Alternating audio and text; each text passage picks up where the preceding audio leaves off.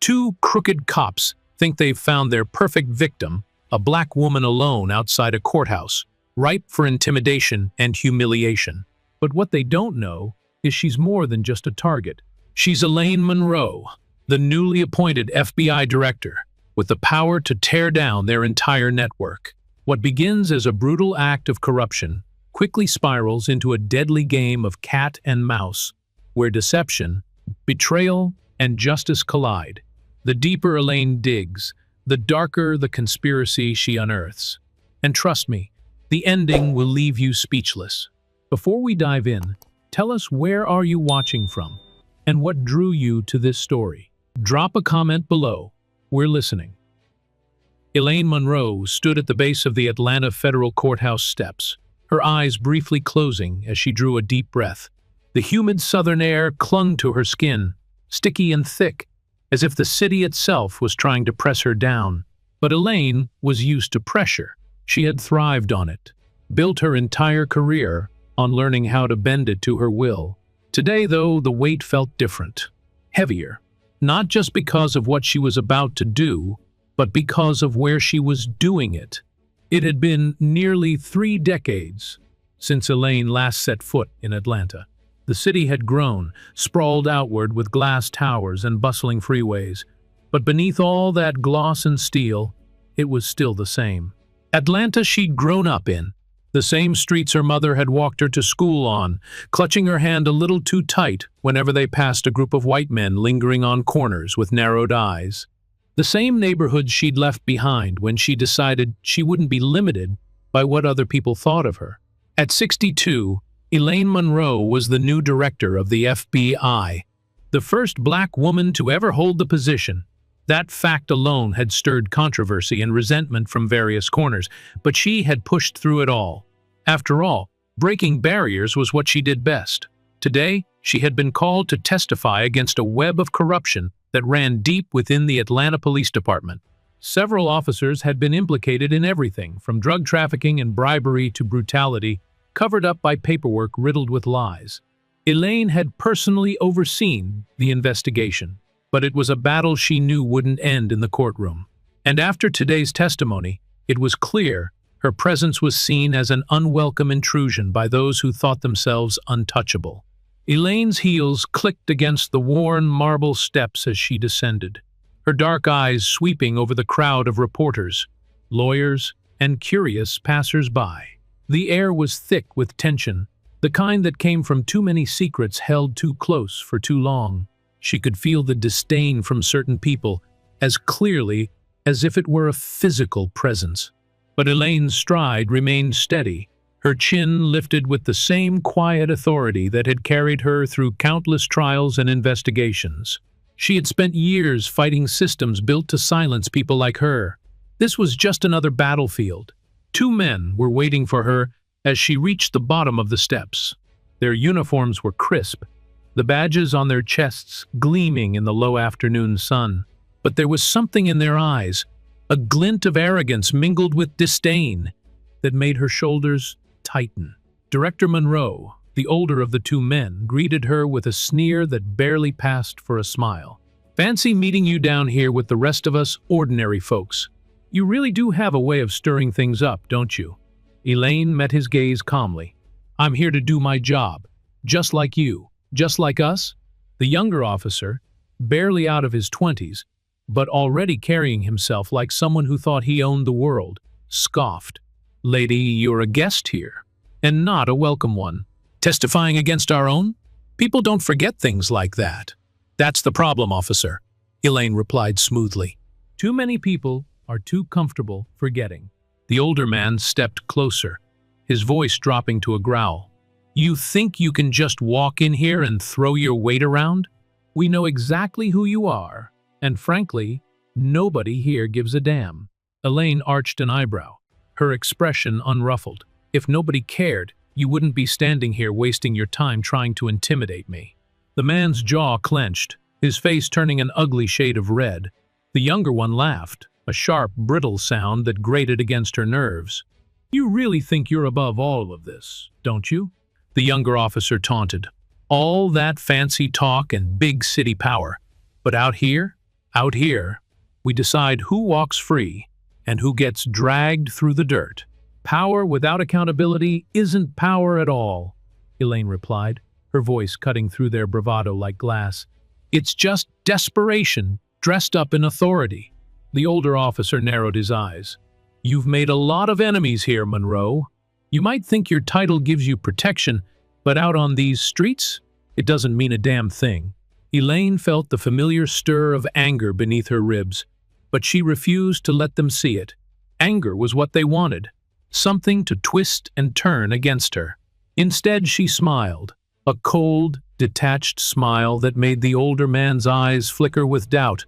If that's what you believe, Elaine said softly, then you've underestimated me more than I thought. They stood there, a standoff brewing in the air between them. Pedestrians glanced nervously at the confrontation but kept walking, heads down, eyes averted. That was how things worked in this city. It always had been. Elaine felt her phone buzz in her hand. She glanced down at the screen, her gaze sharpening. The name flashing across the screen was one she had been waiting for. Without another word, she turned away from the officers, their voices hissing behind her as she walked toward her car. The heat of the sun bore down on her shoulders, but it was nothing compared to the fire building inside her. The conversation replayed in her mind. Each insult and threat, another layer of fuel added to the blaze, but she knew better than to let it cloud her judgment. Elaine had spent too many years fighting battles where her opponents underestimated her. The arrogance of men like those officers was nothing new. What mattered was the truth. And the truth was about to come crashing down on them harder than they could ever imagine. Elaine slid into the back seat of her black sedan and pressed the phone to her ear. Her assistant's voice came through, calm and efficient. "They're ready for you, Director. The team is in position."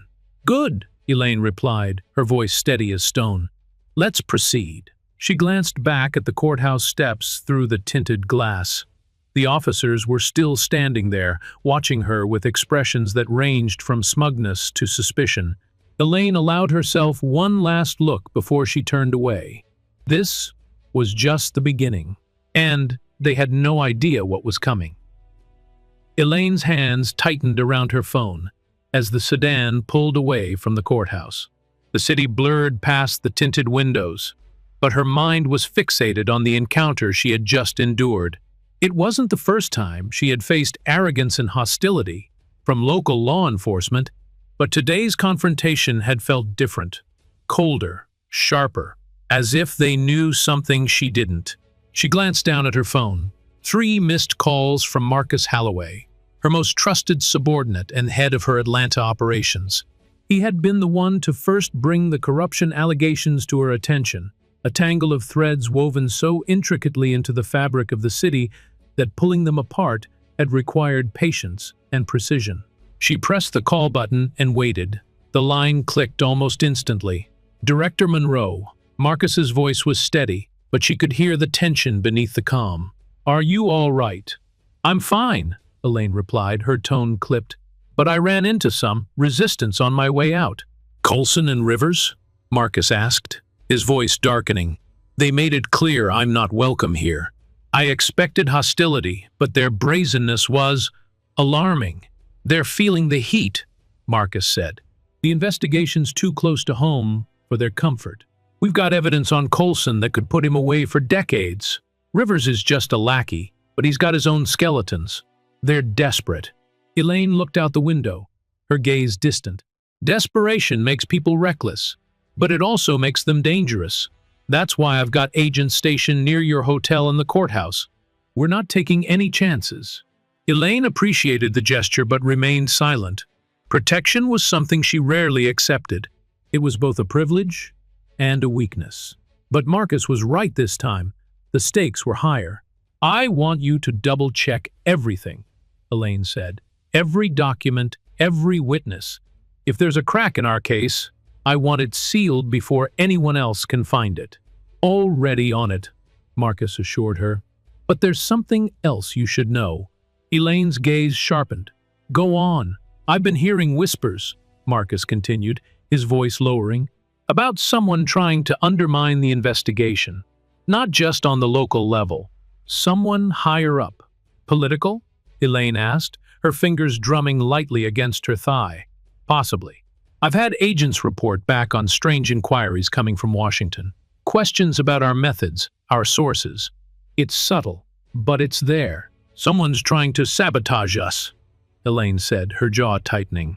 Wouldn't be the first time, Marcus replied. But this feels different, more coordinated. Elaine's mind raced, connecting threads and possibilities. Corruption ran deep. She knew that better than anyone. But if there were outside forces working against them, it meant the rot was spreading faster than she had anticipated. Keep me updated, she ordered. And Marcus, be careful who you trust. This isn't just about Coulson and Rivers. Someone is trying to protect them. I understand, Marcus replied, his voice steady. I'll keep my team on high alert.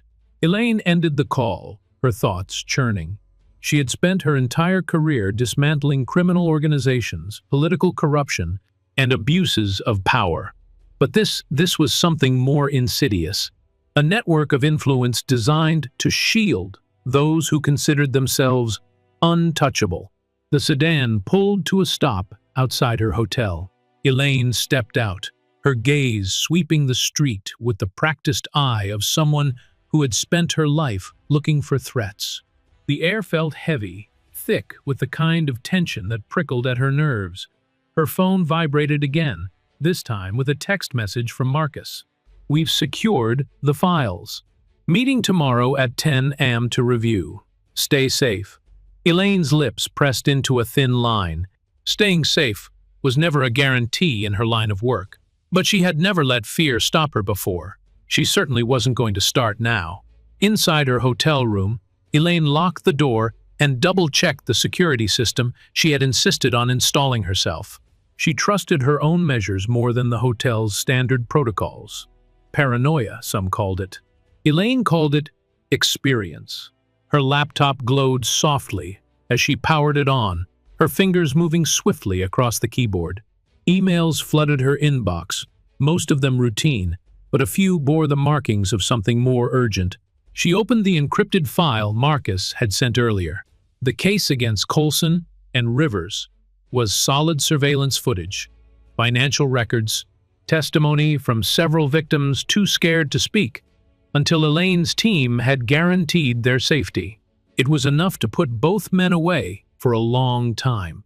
But Elaine had learned the hard way that evidence wasn't always enough. Corruption had a way of infecting everything it touched. And if Marcus was right, if someone outside Atlanta was trying to dismantle their case, then her problems were far from over. Her fingers hovered over the keyboard, a flicker of doubt gnawing at her. Could someone within her own agency be compromised? The thought made her stomach twist. She had spent years building alliances, forging trust with those who shared her vision of justice. But all it took was one traitor to unravel everything. A soft knock at her door snapped her from her thoughts. Elaine tensed, her gaze flicking to the clock. It was nearly midnight, too late for a casual visitor. She rose from her chair, her body moving with the fluid precision of someone who had been trained to expect the unexpected. She peered through the peephole, her breath catching when she saw the man standing outside. Marcus. Elaine unlocked the door and swung it open, her eyes narrowing. "What the hell are you doing here?" Marcus glanced over his shoulder, his expression tight.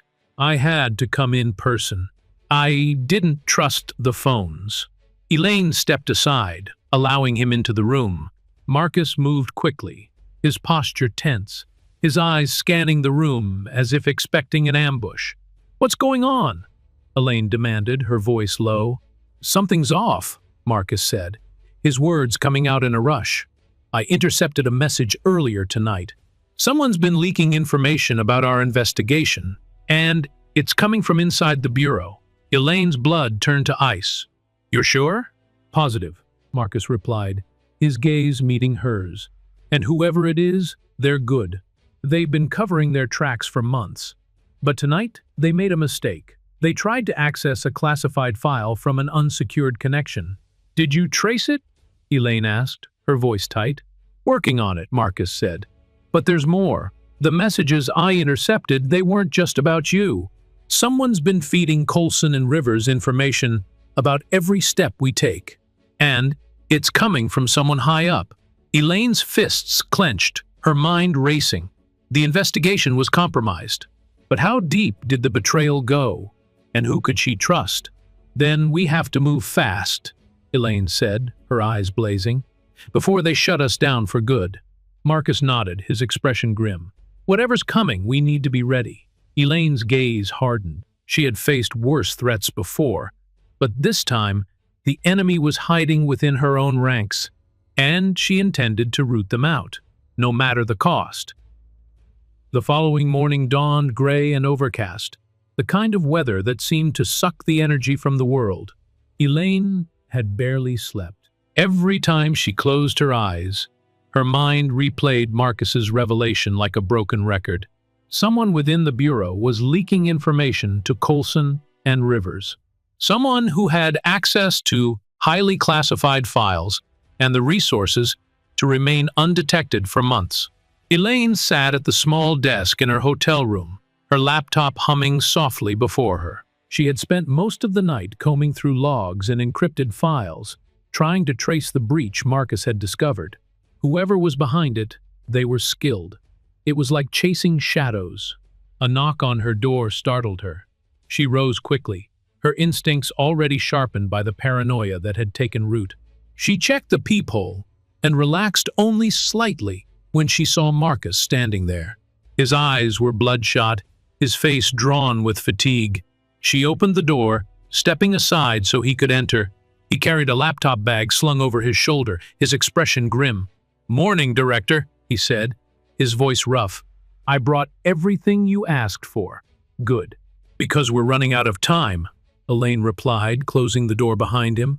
"Coffee, please. If I'm going to stay upright today, I'll need at least a gallon." Elaine poured him a mug from the pot she had brewed herself. Hotel coffee was terrible, but it was better than nothing. Marcus took it gratefully, his hand trembling just slightly as he lifted the mug to his lips. "You said you traced the breach?" Elaine prompted. Marcus set his bag down on the desk, unzipping it to reveal a mess of files and flash drives. "I traced the initial intrusion to one of our field offices, the Atlanta branch." "That's not a surprise," Elaine said.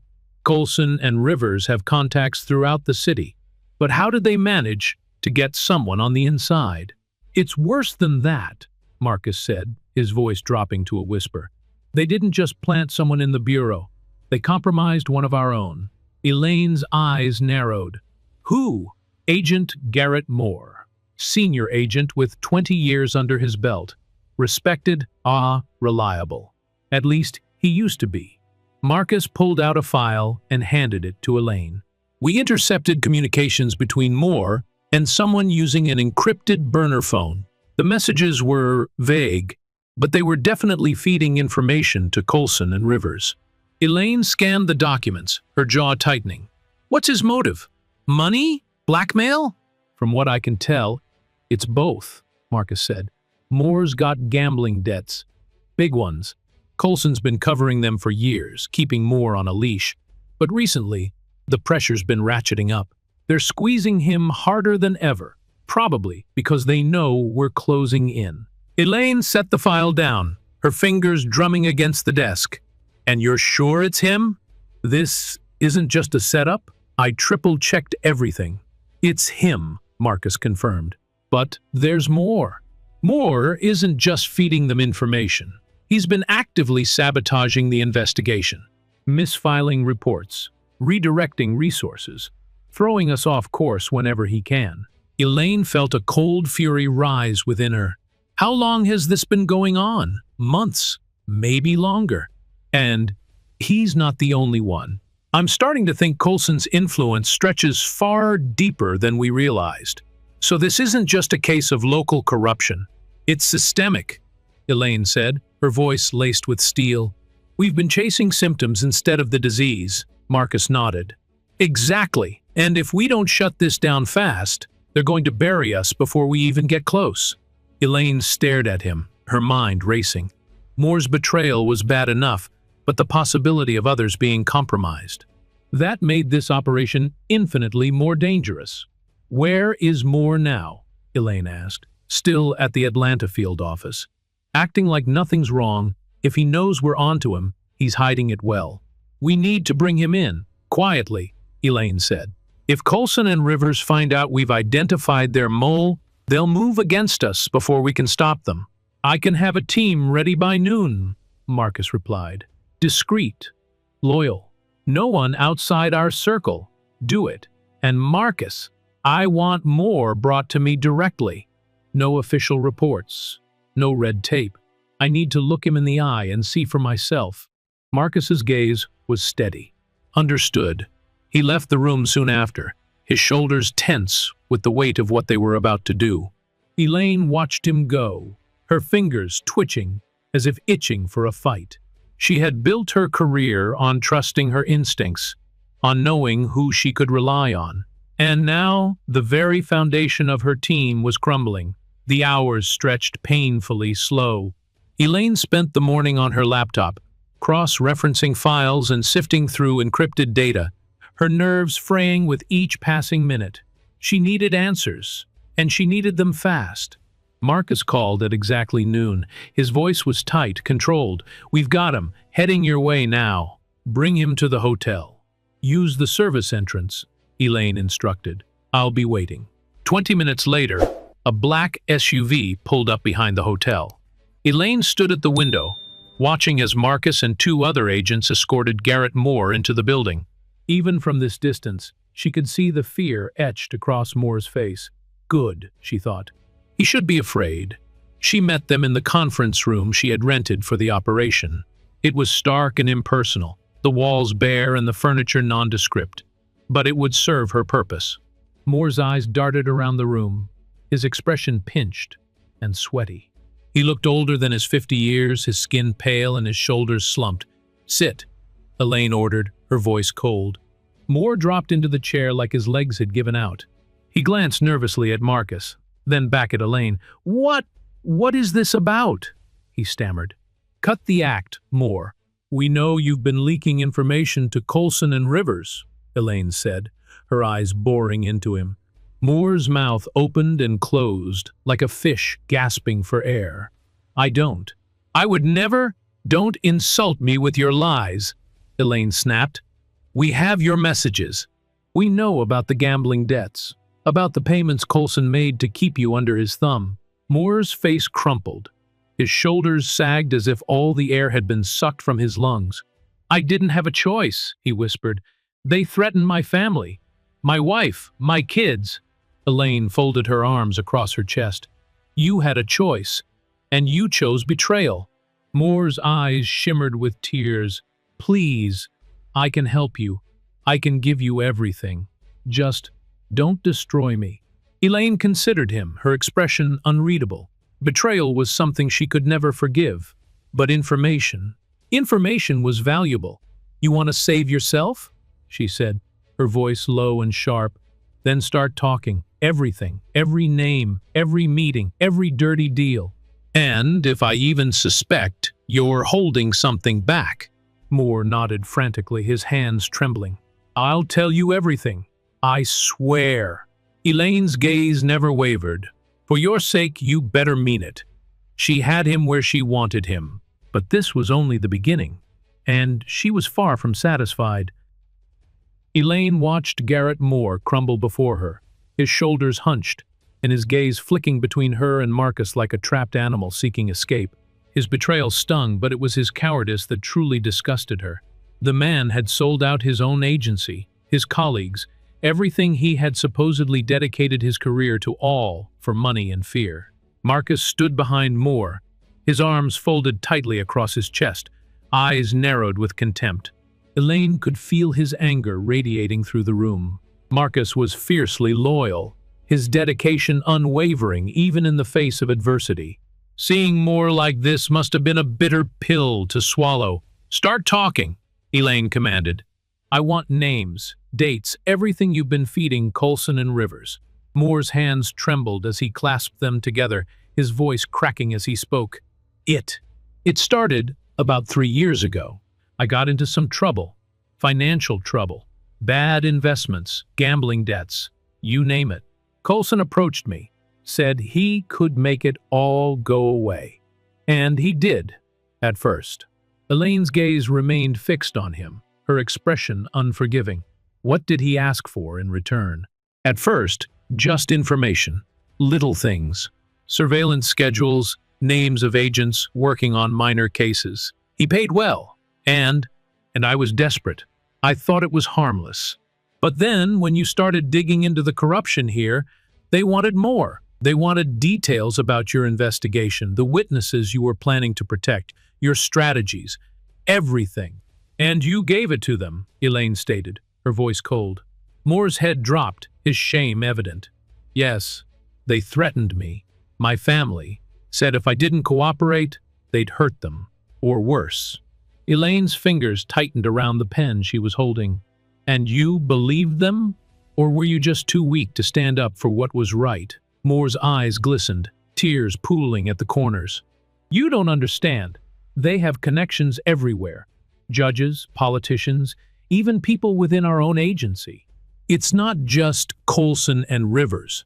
They're part of something much bigger. Elaine exchanged a glance with Marcus, her jaw tightening. Go on. Moore took a shaky breath. There's a network, an organization dedicated to protecting officers like Coulson. Dirty cops, corrupt officials, they pull strings, make problems disappear, and when someone like you starts sniffing around, they deploy people like me to sabotage everything. What's the name of this organization? Marcus cut in, his voice hard. Moore shook his head. I don't know. They're careful about keeping everything compartmentalized. Coulson never mentioned names, just referred to them as the syndicate. Elaine's brow furrowed. How far does it reach? Far, Moore whispered. Coulson hinted that the network extended well beyond Atlanta. They have influence in D.C., maybe even within the Bureau itself. People willing to do whatever it takes to keep their power intact. Elaine's stomach twisted. It was worse than she had imagined. This wasn't just about two corrupt cops. It was a cancer spreading throughout the very system she had sworn to uphold. What about Rivers? Elaine asked. Is he part of this syndicate? Or just another pawn? Just a pawn, Moore replied quickly. He's young, eager to prove himself. Coulson's been grooming him, using him as a disposable tool. Rivers doesn't even realize he's being played. Elaine considered this. Rivers was dangerous, certainly, but his arrogance and youth made him predictable. Coulson, on the other hand, was the real threat, calculating, connected, and utterly ruthless. What did you give them? She asked, her voice sharp. What intel have you leaked that could compromise our investigation? Moore hesitated, his gaze dropping to the table. Everything. They know about your plans to bring witnesses into protective custody. They know about the safe houses, the routes you're using, the agents assigned to guard them. Elaine's heart lurched. You've put lives at risk, innocent lives. Do you have any idea what you've done? Moore flinched as if she had struck him. I didn't have a choice. There's always a choice, Elaine snapped. You chose to protect yourself at the expense of others. You chose to betray everything this agency stands for. Moore's shoulders sagged, his eyes glistening with unshed tears. I'll do whatever it takes to make this right. I'll testify. I'll give you everything I know. Elaine leaned forward, her gaze icy. You'll do more than that. You're going to help me dismantle this syndicate from the inside out. Moore's mouth fell open, his eyes widening with shock. What? What do you mean? I mean, you're going to continue working with Coulson and his associates. You're going to feed them information. But this time, it will be information I choose to give you, Elaine said, her voice cool and precise. You'll be my double agent. Moore stared at her, his mouth trembling. They'll kill me if they find out. They'll kill you if you don't comply. And if you try to play me again, I'll make sure you rot in a federal prison for the rest of your miserable life. Those are your options, Agent Moore. Work with me, or spend the next few decades wishing you had. Marcus glanced at Elaine, his expression one of approval and concern. She could tell he was impressed by her ruthlessness, but also worried about the gamble she was taking. Turning Moore into a double agent was risky, but Elaine had always believed that high-risk strategies often yielded the most valuable results. I'll do it," Moore whispered. "Whatever you need, just. Please, keep my family safe." "That depends on how useful you are to me," Elaine replied, her tone unwavering. "From now on, you report directly to me. No one else. Understood?" Moore nodded, his eyes filled with a desperation that bordered on madness. Elaine knew that look well. She had seen it on the faces of countless informants and double-crossers over the years. It was the look of someone who had nothing left to lose. "Good," Elaine said. "Now you're going to call Coulson. Tell him everything went according to plan. Tell him I bought your lies." Moore swallowed hard. "And then what?" "Then we'll feed him just enough truth to make him feel safe. And when he least expects it, we'll tear his whole world apart." Elaine stood, her posture stiff and commanding. Marcus followed her lead, his expression unreadable. "You think this will work?" Marcus asked as they stepped outside the room, leaving Moore to gather his shattered nerves. "It has to," Elaine replied, her voice like iron. "Because if it doesn't, we're all finished." Marcus watched Elaine as they left the conference room. His eyes narrowed with worry. Her strategy was daring bold even by her standards. But Elaine Monroe had built her career on calculated risks. And as much as Marcus trusted her instincts, this plan made him uneasy. They made their way to a quieter wing of the hotel, a dimly lit hallway where their voices wouldn't be overheard. Elaine's steps were sharp and deliberate, her heels striking the carpeted floor like gunshots. Marcus had seen her angry before, but never quite like this. This was personal. "Elaine," he said, his voice low, "are you sure about this? Using Moore as a double agent? It's dangerous." "Everything about this case is dangerous," Elaine shot back, her eyes flashing. "Coulson and his network have resources we haven't even begun to uncover. If we play it safe, we'll be outmaneuvered before we even have a chance to strike." "But Moore's loyalty is already compromised," Marcus argued. "He betrayed us once. What's stopping him from doing it again?" "Survival," Elaine replied curtly. "He's terrified. You saw it. He knows the only way out of this is through us. And fear is a powerful motivator." Marcus nodded, though the doubt still lingered. "And if he decides to cut a better deal with Coulson?" "He won't get the chance," Elaine said, her voice like ice. "Because we'll be watching his every move. Every call, every text, every interaction. I want his life monitored down to the second." "That's a lot of manpower," Marcus pointed out. "Then allocate the resources," Elaine snapped. "We've come too far to let this fall apart now," Marcus sighed, rubbing a hand over his stubbled jaw. "I'll make the arrangements. But Elaine, if this goes wrong, Moore won't be the only casualty." Elaine's expression softened slightly, though her gaze remained hard. "I know. And that's why I'm counting on you to keep this operation airtight. No leaks, no mistakes." "You've got my word," Marcus said firmly. "Good." Elaine glanced at her phone, her fingers moving swiftly as she typed out instructions to her team. "Now I need to prepare for what comes next. Coulson's going to expect results. And if we don't give him something convincing, he'll know we've flipped Moore. So we're feeding him misinformation?" Marcus asked. "Not exactly," Elaine replied. "We're giving him just enough truth to keep him off our scent. We'll craft a narrative that makes sense, something he can believe, and then we'll use it to lure him out." Marcus looked skeptical. "You're talking about baiting him, drawing him into a trap." "Exactly." Elaine's eyes gleamed with determination. "Coulson thinks he's untouchable. He's grown complacent, arrogant. That arrogance will be his downfall." "And what about Rivers?" Marcus pressed. "He's not as clever as Coulson, but he's still dangerous. Especially if he feels cornered." Elaine considered this. "Rivers is impulsive, emotional. We can use that against him. But first, we need to destabilize their operation. Make them question their own security. If they're too busy looking over their shoulders, they won't see us coming." Marcus frowned, his arms crossed over his chest. It's a hell of a gamble, Elaine. I know, she admitted. But it's the only way to take them down.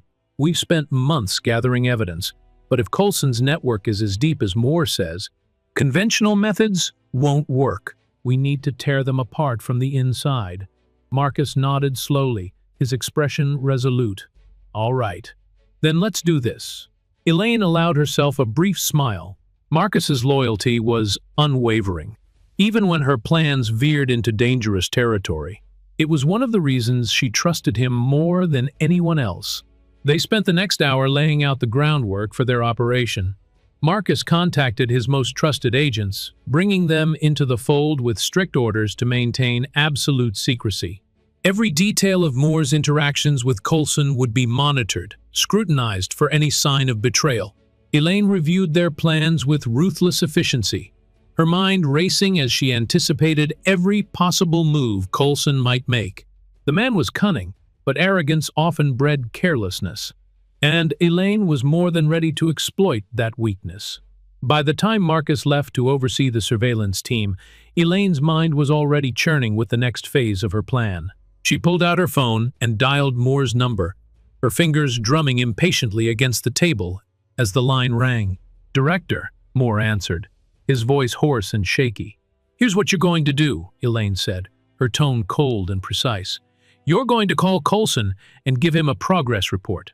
Tell him you managed to mislead me about the safe house locations. Give him just enough truth to keep him interested. What if he asks for more details?" Moore stammered. "Then you improvise. You're a senior agent. Act like one," Elaine snapped. "And remember, everything you say will be monitored. If you so much as hint at double-crossing me, I'll have you behind bars faster than you can blink." "I understand," Moore replied, his voice barely above a whisper. "Good. Make the call. And keep me updated." Elaine ended the call, her fingers tightening around the phone. Her gaze drifted toward the hotel window, the cityscape stretching out before her like a labyrinth of power and corruption. Somewhere out there, Coulson was plotting his next move, and she intended to be 2 steps ahead of him every step of the way. Her phone buzzed with a text message from Marcus. "Moore's call is patched through. We're monitoring everything." Elaine's eyes narrowed. Now came the real test. If Moore could convince Coulson that he was still loyal, they might just have a chance. But if he slipped, if even a hint of doubt crept into his voice, Coulson would retaliate with all the ferocity of a cornered predator. She paced the room, her mind racing through scenarios and countermeasures. For every move Coulson made, she needed to have a counter ready, a strategy to dismantle his operation piece by piece until there was nothing left. Minutes ticked by, each second stretching longer than the last. Finally, Marcus called. "It's done." Moore made the call. Coulson bought it. Elaine released a breath she hadn't realized she was holding. Good. Now we move to the next phase, which is destabilization, Elaine replied, her voice steel. "If Coulson wants to play dirty, then we'll bury him in his own lies." Marcus hesitated. "And if he catches on, then we adapt?" Elaine said. "I've spent my entire career adapting. This time won't be any different." Marcus's voice softened, the hint of concern evident. "Just be careful, Elaine. Coulson's not the only one out there with resources." "I know," Elaine replied. "But he's the one who made the mistake of underestimating me. And that's a mistake he won't live to make twice." She ended the call, her gaze hardening. Coulson thought he was the hunter. He was about to learn, in the most brutal way possible, just how wrong he was. Elaine spent the next 24 hours orchestrating what would become the most intricate operation of her career. She was operating on caffeine and sheer force of will, her mind spinning with contingency plans and strategic moves. Coulson thought he had the upper hand, but Elaine was determined to dismantle his empire piece by piece. She and Marcus established a secure communications line, using encrypted devices that only the 2 of them could access. Every conversation, every decision was documented and stored in a remote server, far beyond the reach of anyone who might try to sabotage them. Marcus kept her updated with reports from his surveillance team. Moore had contacted Coulson twice since the initial call, both times delivering the fabricated intelligence Elaine had crafted. It was delicate work feeding Coulson enough truth to keep him interested while embedding falsehoods that would eventually lead him down a fatal path. Elaine had crafted a series of safe houses across the city, places where witnesses could be stashed without fear of discovery. But not all of them were real. Several locations were nothing more than decoys, addresses planted specifically for Moore to leak to Coulson. If Coulson's men attempted to breach any of those sites, it would confirm that their bait had been taken. On the third day, Marcus reported the first hit. One of the decoy houses had been raided, a rundown apartment in a seedy part of town that Elaine had deliberately chosen for its grim, forgettable nature. The cameras her team had installed picked up 3 men storming the building, their guns drawn and faces covered. Coulson's men. Elaine watched the footage from her laptop, her lips pressed into a thin line. The men tore through the apartment, ransacking every corner, smashing furniture in their frustration when they found nothing. By the time they left, the place looked like a war zone. "It worked," Marcus said, his voice laced with grim satisfaction as he called to confirm the operation's success. Coulson took the bait. If he's sending his men to tear through places like that, he's getting desperate. "Desperation makes people sloppy," Elaine replied. "And sloppy people make mistakes." "I've got agents tailing the men who hit the apartment," Marcus continued. "We're tracking their movements, seeing who they report back to. But Coulson's smart. He's not going to show his face until he's sure he has us cornered, which is why we need to keep him guessing," Elaine said. "He thinks he's hunting us, but he doesn't realize he's walking straight into a trap." Marcus chuckled, a sound laced with admiration. "I don't think I've ever seen you this fired up, Elaine. It's like watching a general plan for war." "That's exactly what this is," Elaine replied. "Coulson declared war the moment he tried to undermine my investigation, and I intend to finish it." She ended the call and sat back in her chair, her gaze fixed on the footage playing on her laptop. The men who had raided the apartment were nothing more than thugs, hired muscle, sent to do Coulson's dirty work. But their presence confirmed what Elaine had suspected all along. Coulson was feeling the pressure, and, like any cornered animal, he was lashing out. Moore was playing his part well. His updates to Coulson were carefully scripted, designed to reinforce the illusion that Elaine was making mistakes, chasing dead ends, while Coulson closed in. The deception was risky, but Elaine had built her career on risks. The following morning, Marcus called again, his voice tight with urgency. "Elaine, we've got a problem." "What happened?" Elaine demanded. "Coulson's figured out the decoys," Marcus replied. "Or at least, he suspects something. He pulled his men back from several of the locations we fed to Moore. It's like he's waiting for us to make a move." Elaine's brow furrowed. "How long ago?" "Last night. It's like he just went dark. No more calls to Moore, no more raids on the decoys. Nothing." Elaine's mind raced. Coulson wasn't stupid. He had built his operation on paranoia and manipulation. If he suspected something was off, he would adjust his strategy. And that meant Elaine needed to adjust hers. "We need to draw him out," she said. "If he's gone to ground, it means he's preparing for something big. We need to make him feel safe enough to resurface." "And how do you suggest we do that?" Marcus asked. Elaine considered her options. "We need to give him something real, something valuable enough to make him think he's won." "Like what?" Elaine's gaze hardened. "Me." Marcus's voice turned sharp. "Elaine, that's insane. If you put yourself out there, I'm not talking about walking into his office and handing myself over," Elaine interrupted.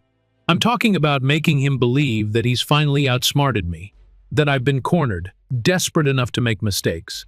If he thinks he's won, he'll show himself." Marcus was silent for a moment.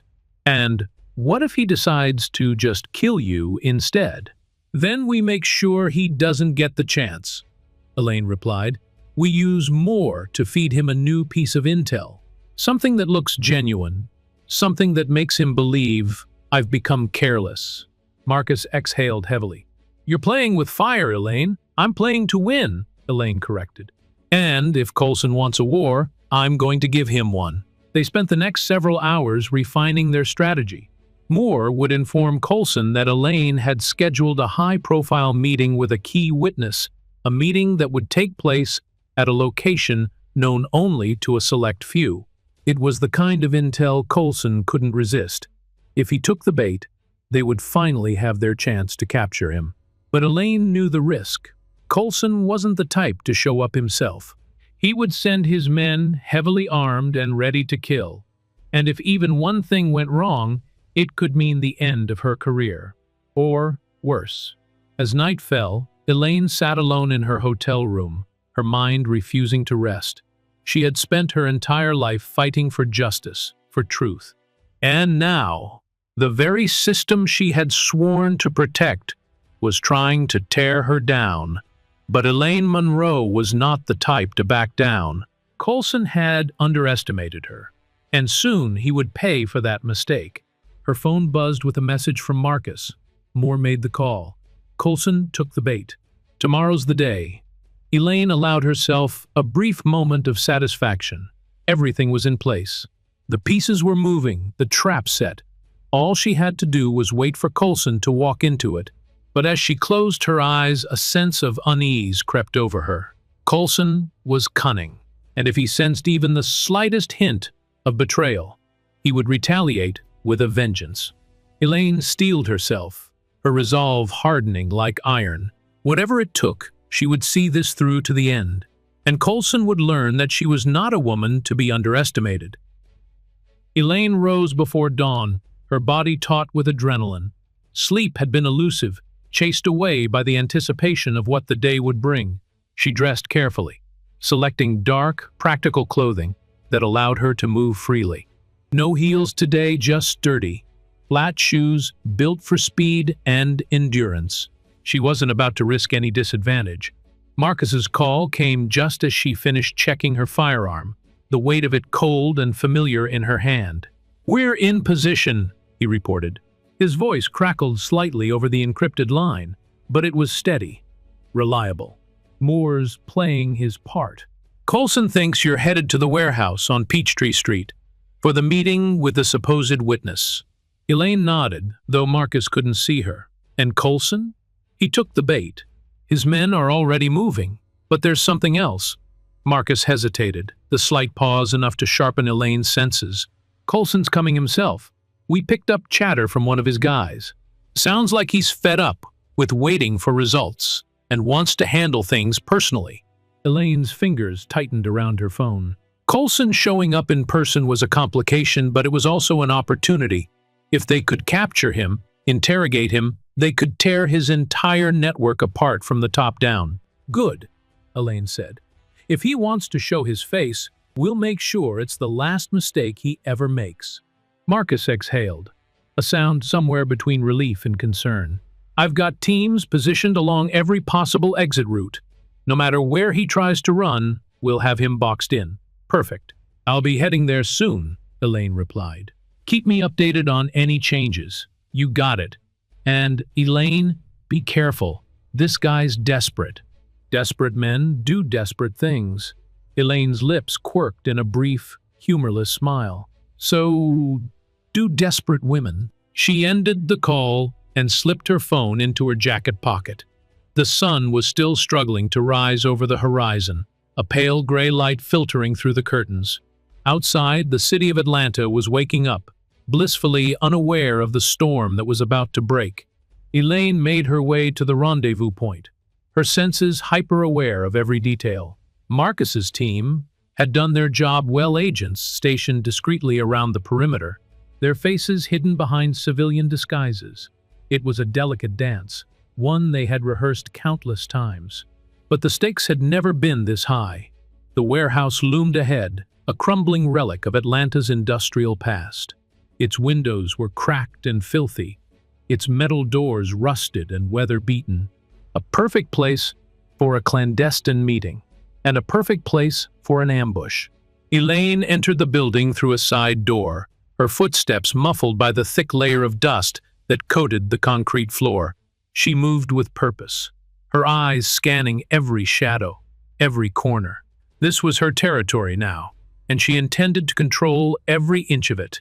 Marcus was waiting for her near the back of the warehouse, his expression grim but focused. He wore a black tactical vest over his plain clothes, his posture rigid with anticipation. "All teams are in position," he informed her. "Moore confirmed Coulson's arrival about 5 minutes ago. He's got a small army with him, at least a dozen men, all heavily armed." "Expected," Elaine replied. "Coulson doesn't take chances." "No, but he's cocky," Marcus countered, "and that's going to be his downfall." Elaine glanced at her watch. They had less than 20 minutes before Coulson and his men reached the warehouse. Just enough time to go over the plan one last time. "Once Coulson steps inside, we wait for him to make contact with Moore," Elaine said. "We need him to believe the setup is real. Let him feel secure. Then, when he's distracted—" "We hit him from all sides," Marcus finished. "Quick, clean, and merciless." Elaine's gaze met his. "Exactly. No hesitation. If we let him get away, this entire operation falls apart." Marcus nodded. "Understood. But I've got one concern. If Coulson realizes it's a trap, he might decide to take everyone down with him. His men are loyal, and they're not afraid to die if it means taking us out."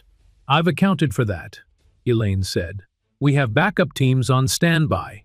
If Coulson tries to turn this into a bloodbath, we'll have the firepower to shut him down." "Just make sure you don't get caught in the crossfire," Marcus warned. "You're the one he wants, after all." Elaine's eyes hardened. "Then let him come. I've been waiting for this." The minutes ticked by with agonizing slowness. Elaine kept her gaze fixed on the entrance, her fingers twitching slightly with anticipation. This was the moment everything had been building toward. Months of planning, of manipulation, of playing Coulson's game until she could turn it against him. The sound of tires crunching over gravel snapped her attention to the front entrance. Through a crack in the broken window, she saw them several black SUVs pulling up in a loose formation, their headlights cutting through the early morning mist. "Marcus," Elaine whispered into her earpiece. "They're here. I see them," Marcus replied. "Everyone's in position, waiting for your signal." Elaine's breath steadied, her pulse slowing to a calculated rhythm. She watched as the men poured out of the vehicles, weapons at the ready. Coulson emerged last, his expression grim and determined. He wore a long coat, his hands buried in his pockets, as he surveyed the warehouse with the cold, analytical gaze of a predator. Elaine's eyes narrowed. This was the man who had tried to destroy everything she had built. The man who had corrupted her agents, terrorized witnesses, and undermined her investigation at every turn.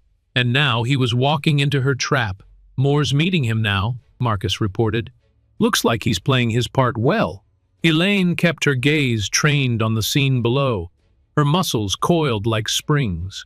Moore approached Coulson, his posture hunched and submissive. From her vantage point, Elaine couldn't hear their conversation, but she could read the tension in their body language. "Give it another minute," Elaine whispered. "Let Coulson get comfortable." She watched as Coulson's expression shifted, his shoulders relaxing slightly as Moore continued to speak. The bait was working. The deception was holding. "Now," Elaine said, her voice cold and precise. Marcus relayed the order, his voice cutting through the air like a blade. "Move in."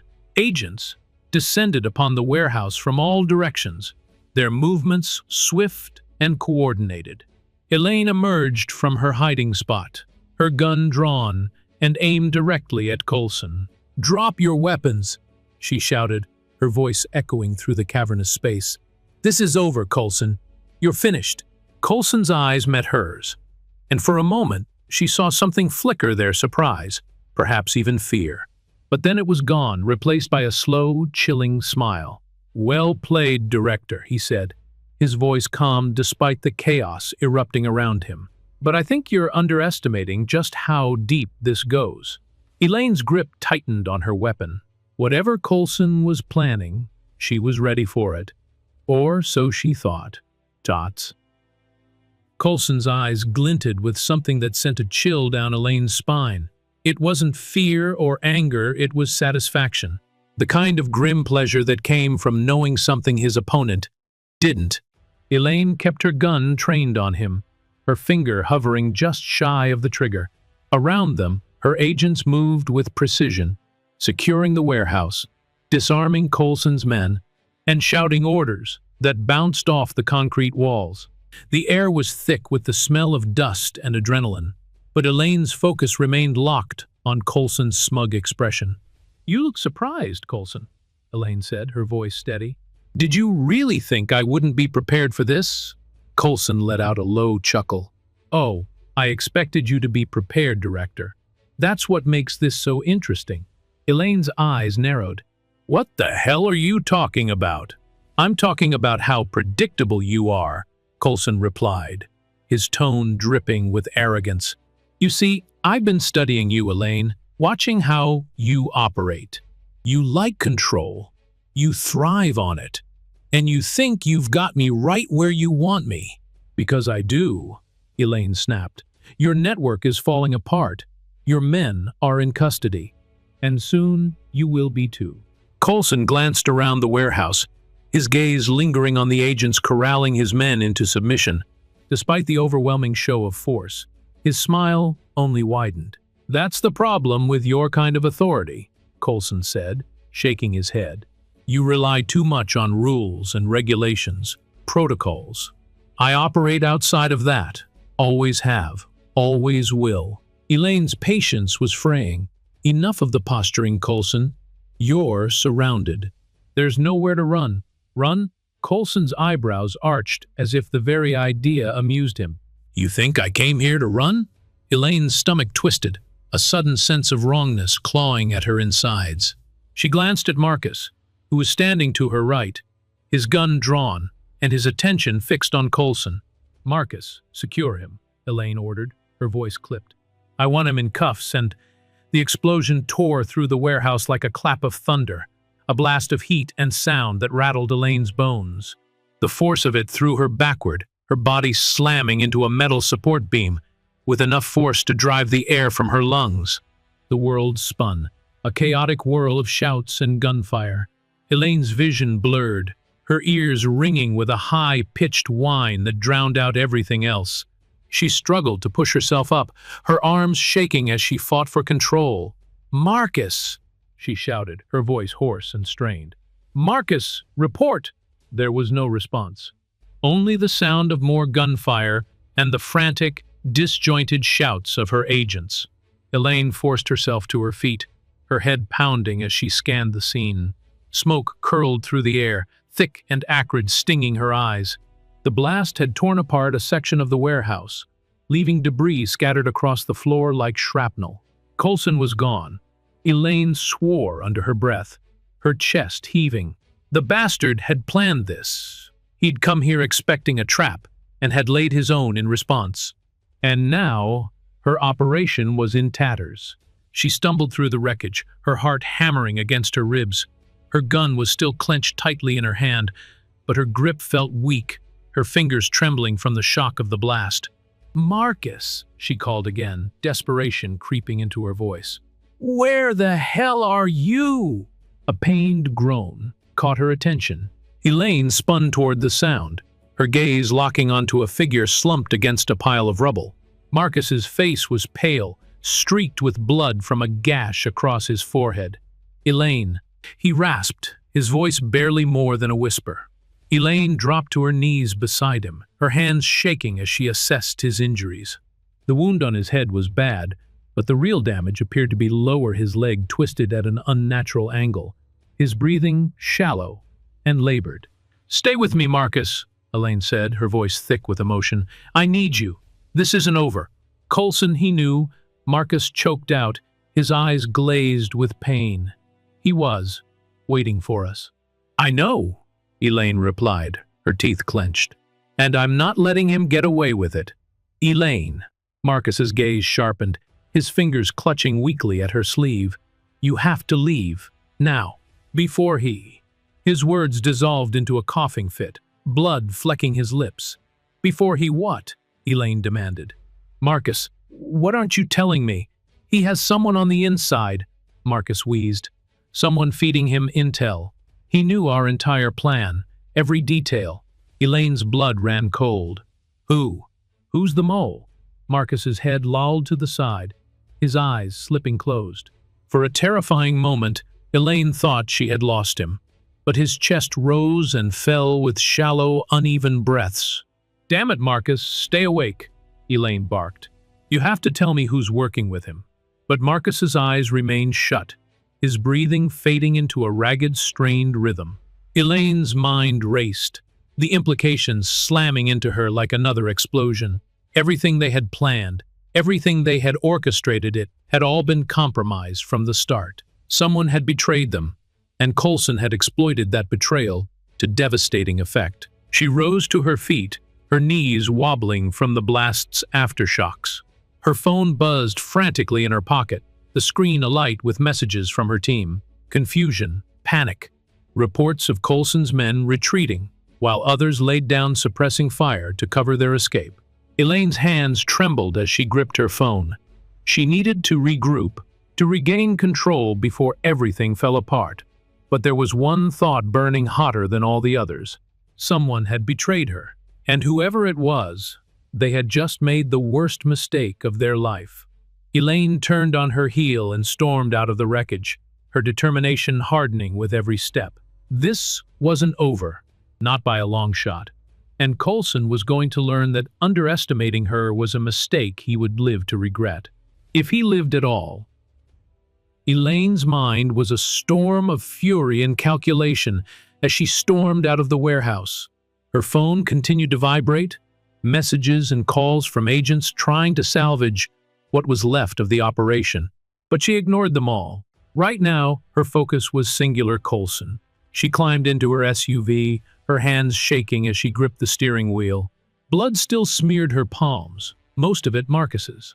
Her jaw clenched tight, fury bubbling just beneath the surface. The ambush had been a disaster.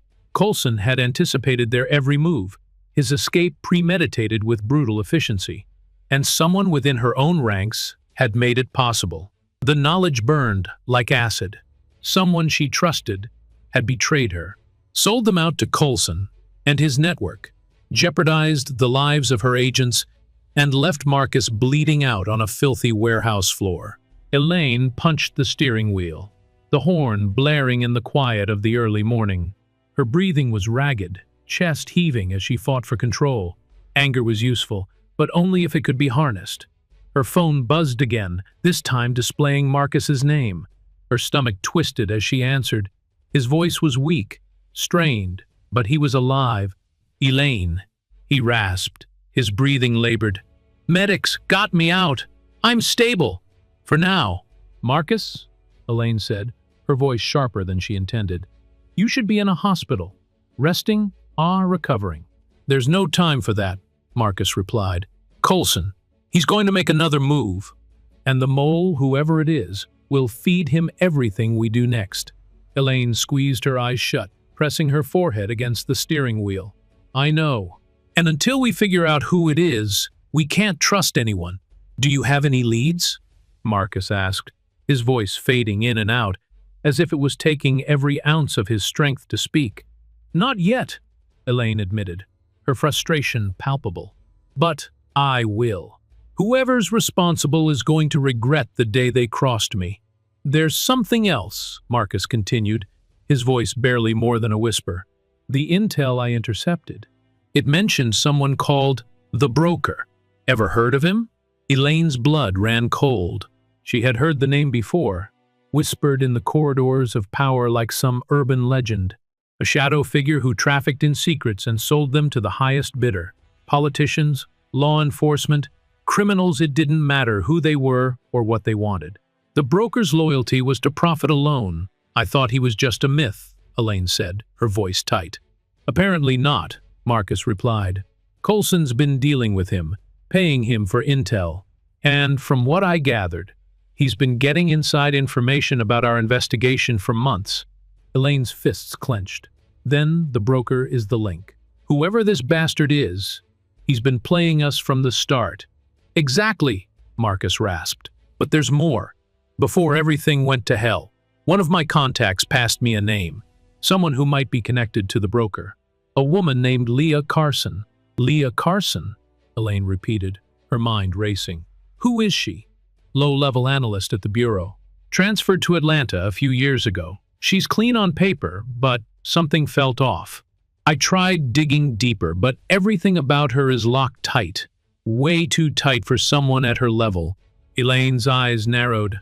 So you think she's the mole? I don't know for sure, Marcus admitted. But if she's connected to the broker, then she's our best lead. Elaine glanced at her watch.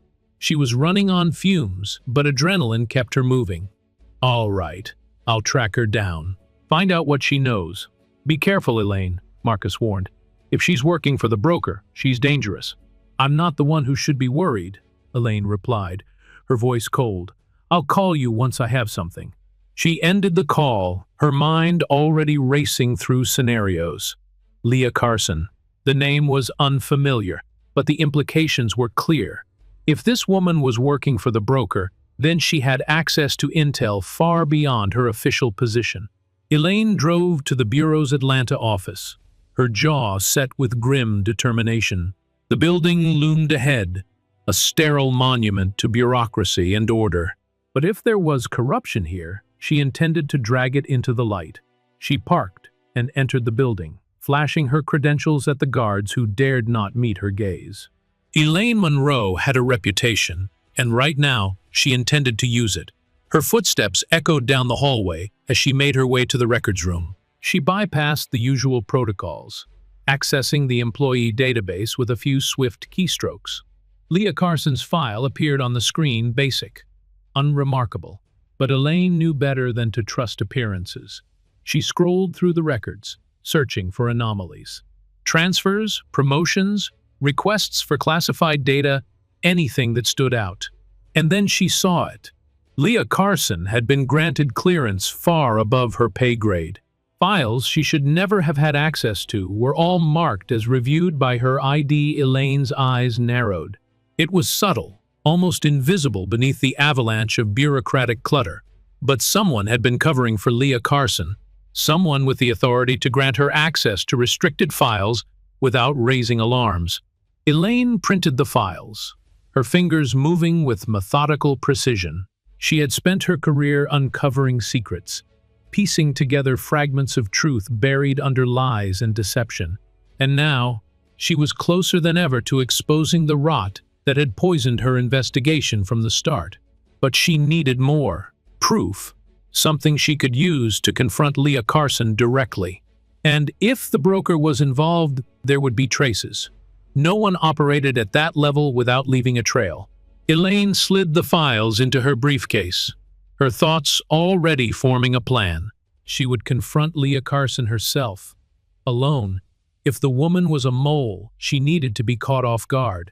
And if she was innocent, well, Elaine would deal with that possibility when she came to it. Her phone buzzed with another message from Marcus. Get to the bottom of this, Elaine, before Coulson makes his next move. Elaine responded with a single word, understood. But as she left the building, her gut twisted with unease. Leah Carson was just one piece of the puzzle. And the more Elaine uncovered, the more she realized how tangled and dangerous the web had become. But she wasn't backing down, not now, not ever. Elaine didn't waste any time. As soon as she left the Bureau's Atlanta office, she drove straight to Leah Carson's apartment. It was a modest place, located in a nondescript complex on the city's outskirts. The kind of location that people like Leah chose when they wanted to remain invisible. Elaine parked her SUV a block away and approached on foot, her eyes scanning every shadow, her ears tuned for any sign of trouble. She had left her agents out of this operation intentionally. If Leah Carson was working for the broker, involving more people would only complicate things.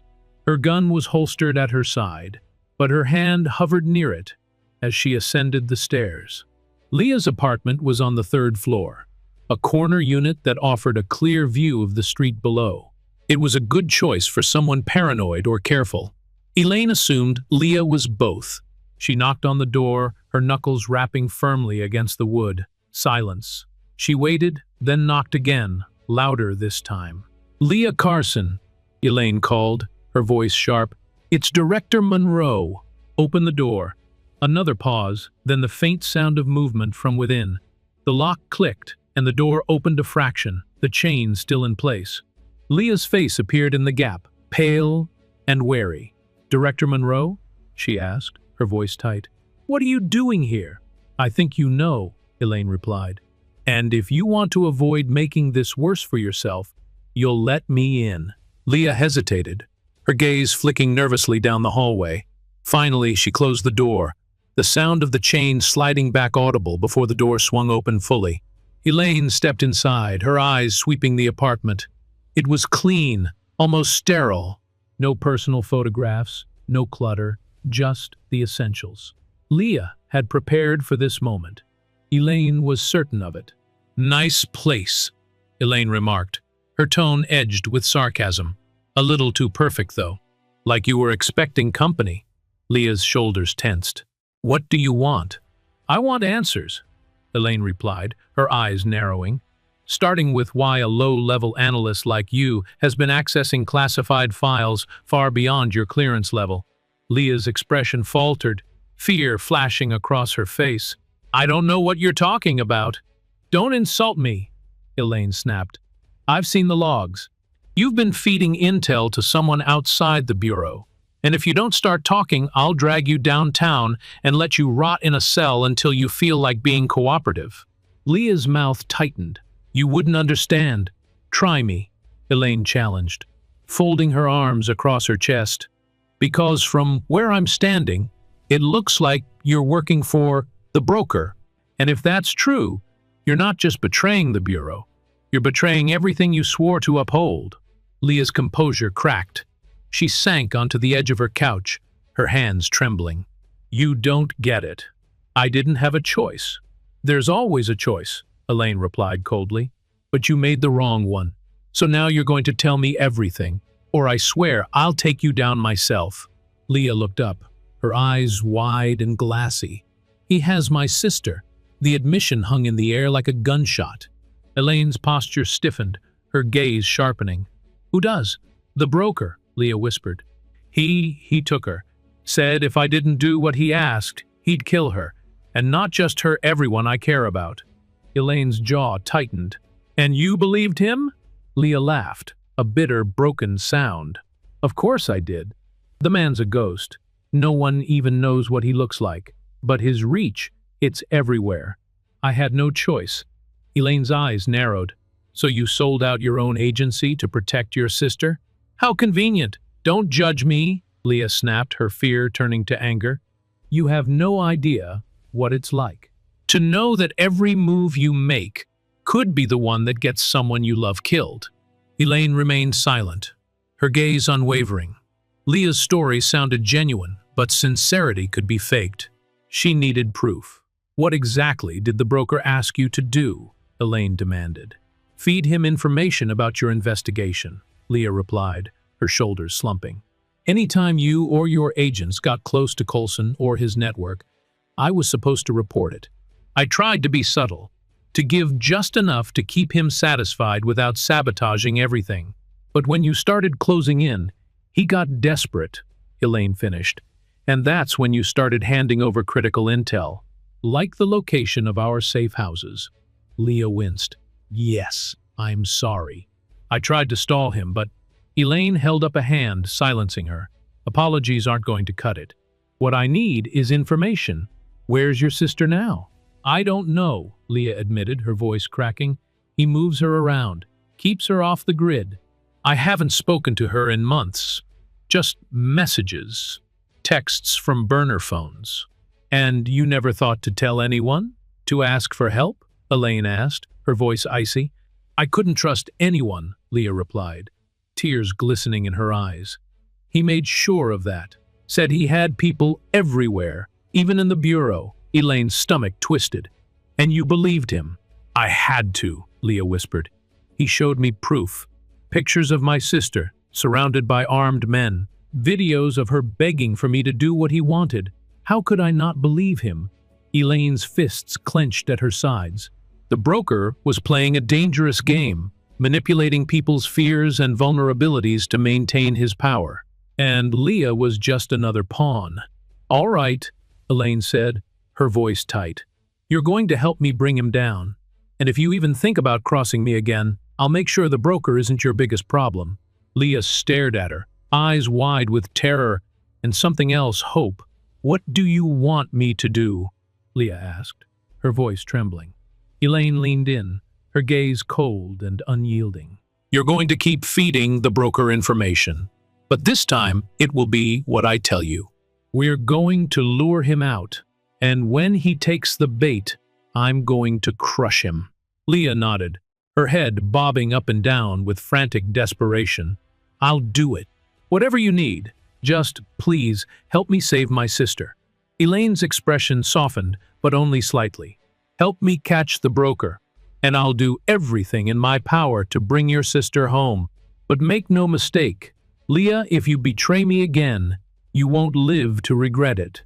Leah swallowed hard, her face as pale as a sheet. "I understand." "Good," Elaine said.